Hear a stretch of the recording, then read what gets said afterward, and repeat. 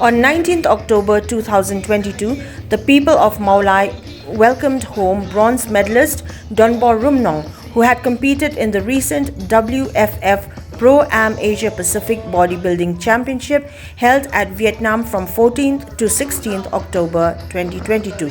Rumnong had won the bronze medal in the Best Men's Physique category. Accompanying him from Barapani to his residence at Mawlai Nongkwar, Shillong, were the members of the Seng Samla Mawlai Pyllun, the Hynniewtrep National Youth Front, the Ultimate Legend Bikers Association, family members, well-wishers and others.